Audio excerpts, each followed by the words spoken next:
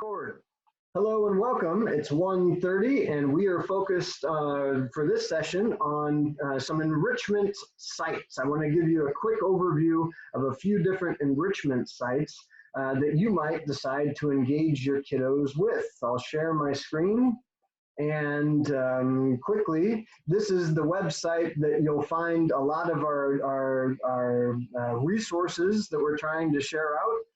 We just finished thinking through educational opportunities where we do include, it looks more like that traditional lesson. We have some instruction, process, practice, product, but right now we're thinking about some enrichment opportunities, and we want to highlight a few different sites, some favorites of recommendations for what you might do. So one of my favorites is Freckle. Freckle is wonderful, especially for your pre-literate folks or struggling readers, because it will read it to you. If your textbook is a Renaissance textbook, you actually have access to an expanded account of Freckle for free to your district. Everybody can get into Freckle for free. The math content is free in Freckle. Say that 5 times fast. So great. It says it goes all the way from K through 12, if I remember correctly. But of course, we're focused right now in early education. The kids, again, you can pick what the students are doing, or the students can move at their own pace. The student gets an avatar, this little piggo, and after getting through a set of questions, they earn some money, and then they can purchase things for their avatar. It's like different clothes, hats, dogs. I don't know what all is in there, but it's amazing to me. It's amazing to me what just a little bit of gamification will do in terms of engagement for your kids. So great, that's Freckle. I want to share and come back. Next up, I want to highlight Prodigy. And I'm going to mute this and talk over the top of it. So we talked a little bit about Prodigy. Prodigy is the #1 gamified independent learning platform for math. These kids are a wizard. So over here you see the guy, he's battling, interacting with classmates inside of a realm. So I'm gonna pause this, they're moving too quick for me. So I'm gonna come right back here. So we're inside of a battle, right? To win the battle, I have to cast a spell. Well, to cast the spell correctly, I need to answer the question correctly. It's great because it shows you the question. It doesn't provide input, right? It gives you a little bit of help. There's a question mark that you can click on if you're not sure how to do it, but it doesn't explain it like a Zern does or like a YouTube video might. This is more about the practice, kids practicing at their own level, or it's the skill that you have set. For each one of those questions, they can then use the colors over here, the colored pencils, to draw out what they're thinking or how to solve it directly on the page. It's really pretty slick. So then when they get the answer correct, they cast that spell, and you win different things for your wizard. You level up your wizard. You get more spells. You get pets. You get, I mean, it's amazing. So great. This is a key component. Right now, all of our kids are at home and they're missing their friends. They're missing they're missing the school experience. This would provide a little bit of that. Kids could interact with each other inside of the platform. And so once again, you're the wizard, and you go about, you can play Prodigy 2 different ways. Either you go about quests where for example, for those of us who were here with me just a little bit ago, the example was your quest is go to the top of the tower and come back down. The tower has 99 floors, and every one of those floors, you're going to get a different question. And again, I'd say, imagine how excited a kid would be about a worksheet with 99 questions on it. I promise you, they're more excited about gamified 99 question worksheet. I promise you. But that's one way kids can interact, is go on quests. Number two is that kids are going to just battle each other. So I'm going to share that screen one more time, share and share. And so I see my buddy James, and I can walk over to him and I can battle James. And here again is some really fun stuff with Prodigy. James can be working at a 6th grade level, and I am working at a 2nd grade level, but we can still interact with each other. I get questions to cast my spells at my level, and so does he. So it's a great platform. If you're not using Prodigy in this time of school closure, I'd strongly recommend give your kids the opportunity to engage with this as part of an enrichment, or maybe you build it into an educational opportunity where you're practicing a specific skill. So let's glance through the rest of this. And so there's a whole lot of kids all around the world. You can do the wizard battles as we talked about. You have to answer the questions correctly. And when you get it right, then you cast your spell, and the kids absolutely, seriously, the kids love it. The kids really do love it. We're talking about enrichment opportunities that your kids will love. Freckle's very good for your lower elementary. Prodigy is the tool to engage kids with in math. Now I want to show you the tool to engage kids with in English language arts. So we've played. I'm going to ask you to raise your hand inside of our Zoom meeting here. And so so let's do this somewhere on here. You can click raise your hand, right? You ready? Everybody ready? You get to raise your hand here. And so raise your hand if you have ever played SimCity. SimCity. You can do it physically too. That's okay. That's cool, right? And so SimCity, I saw Cynthia said yes. Mrs. Shin said yes. Helen, have you played SimCity?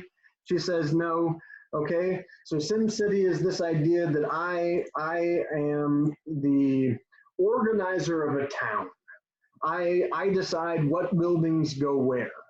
And there's people who live in my town, and then if I do a poor job of organizing my town, the people get angry with me. If I do a wonderful job, the people are happy. So kind of like SimCity, but it's also got a battle experience with it. So I have my town, my friend has a town, my friend can invade my town. Therefore, I want to prepare my town. I need to prepare some defenses around my town. But how do I do that? How do I add different spots? Well, of course, I have to answer questions in English language arts. The content inside of Dreamscape in middle school is a little bit lacking. But the content inside of the elementary platform is very, very good. If you're familiar with No Red Ink, it touches on every one of those skills questions. And so specific parts of speech, for example, or comma rules, or these specific skill ideas. Once again, I, the teacher, can set a specific skill list to the students, or I can let the kids move at their own mastery pace. The kids can interact with each other, and I work at my level, you work at your level, but it's all good. It's a lot of fun. Let's see if I can show you one of the battles here. So this is an example of using your coins to level up your different people, but here we go. with an example question. Come quicker, please, internet. Here we go. So in order to earn, I think they call them shards, if I remember correct. To earn the money, you have to answer English language arts questions. Great. Dreamscape is the tool I would recommend engaging kids in in enrichment opportunities around English language arts or that reading, the different parts of reading. All right, we have another 19-ish minutes. The next thing I want to show you is Epic. So Epic is a library of thousands of books. Each one of the books, and these go all the way down into preschool. And let me pause this and say that this library of books is free to you as educators. And it always is free to you as educators.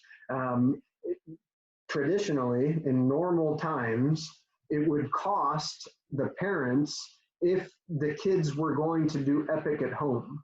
But because of the school closures, Epic has opened up and said, we will give your students home access to Epic throughout the duration of school closures.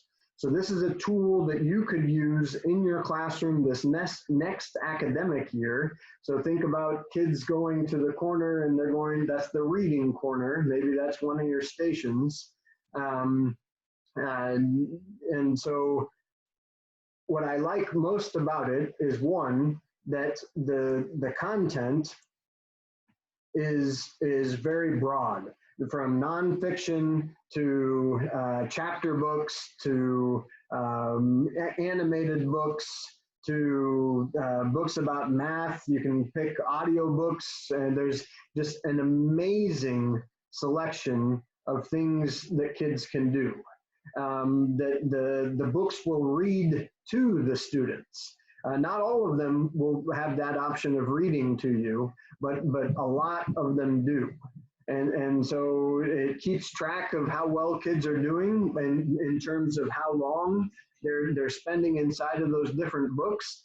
But then it also has comprehension questions, and that's coming up in just a second.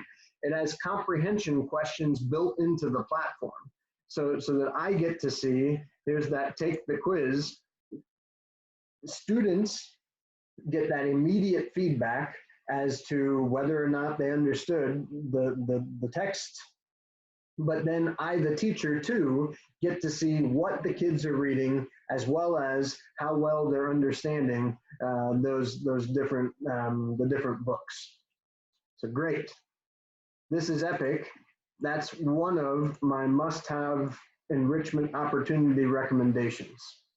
The last one is Seesaw, and this is one that I'm not going to focus a lot on. I've done a series on Seesaw, and you can have access to those when you look here. Last week we did Seesaw introduction and activities, but my number one reason to share Seesaw with you is that it can do, if we think about those educational opportunities, Seesaw could be your one-stop shop, where you record yourself providing some input, right? I record myself as the teacher, kids can then access that, and then as part of the recording, I want you to respond. Maybe that's that check for understanding.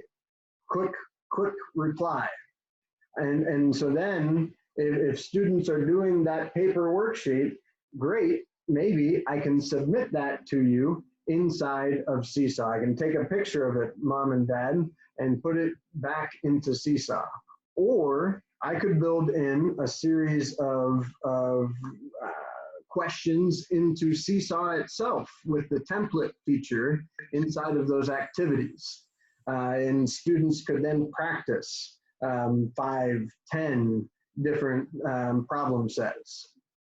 Finally, this can be used as the product as well. When we talk about the product, we're thinking about kids creating what we call worked examples. That's a Marzano term for the idea that kids are going to create an explanation. So they've solved the problem, and now I'm going to explain to you, this is how I got the answer.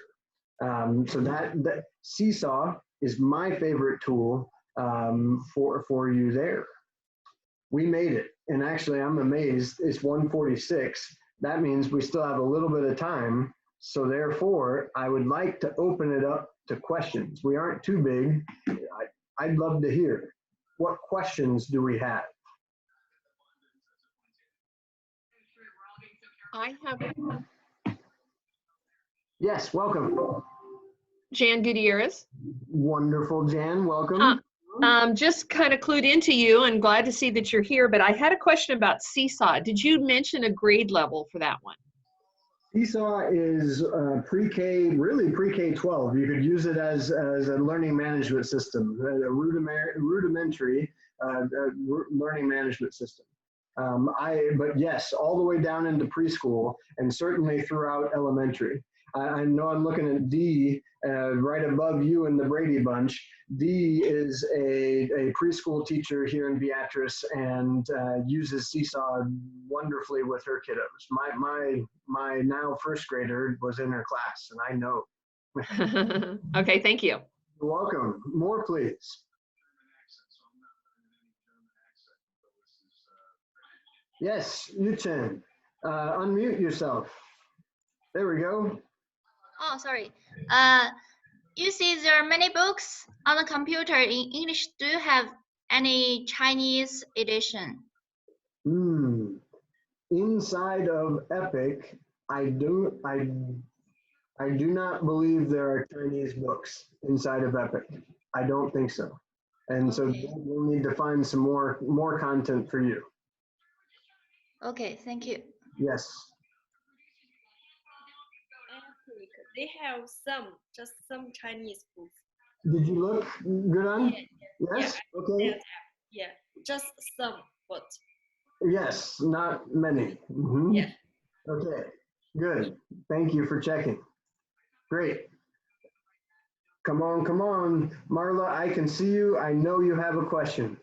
Let's hear it. No, I really don't. Okay. Good. Jan, was there another one? Yeah, I do. I'm not familiar with Dreamscape at all. Is that something that you have to pay for as a school, or can that be something we can use all after this epidemic is over too, or pandemic? So you're asking the price on Dreamscape. Is that true? Yes, yes.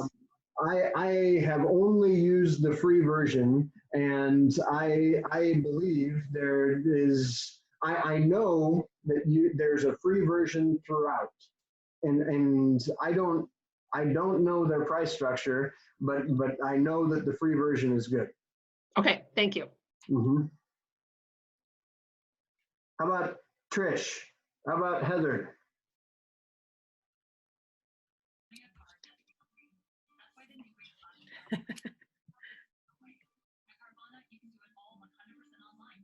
Denise? All right. Well, I'm gonna end this here with a reiteration. Let's come back and just think just a moment with me. So our Department of Education is calling on us to engage kids either in these enrichment opportunities or what we're calling educational opportunities. The key distinction is that in educational opportunities, this is that continuation of learning new things. These are standard-based instructions. I'm going to scroll down. We need to include that instruction, that process, that practice, that product. I've shared with you a few different links to some places where you could create those things. I'm going to put this presentation on that website here in just a little bit. It's not there. But then we also talked about manageable expectations, and I can't emphasize this enough. So in next week, we're going to really emphasize how can we get feedback from parents and students as to how long is this actually taking you to do? I think it's imperative to all of us that we are flexible, that we're not overwhelming our kiddos with stuff to do. And so that's why my recommendation, please know, this is only my recommendation, is that you're thinking about maybe one educational opportunity a day, that you're going to get through that instruction, process, practice, product, like you would in a normal lesson, and then maybe provide kids an opportunity to do an enrichment activity. I know that Chris Kowalski was on here, and I didn't share this. Inside of that elementary weekly plan template is also a specials task board. And I know there's a lot of resources. I kind of like this one. Again, I give full credit to Kearney Public Schools for putting this together. But here's an example of what a specials schedule might look like, and giving them the opportunity to pick. You get to pick which of these things you might like to do. But that as well is, if we go back to digital age pedagogy, so those are located on our DAP website, and I scroll down, and that is the elementary weekly plan template. So great. I'm going to stop my screen share. I'm going to copy the link here first and put it back into the chat. And I'm going to stay online. I'm going to stop recording.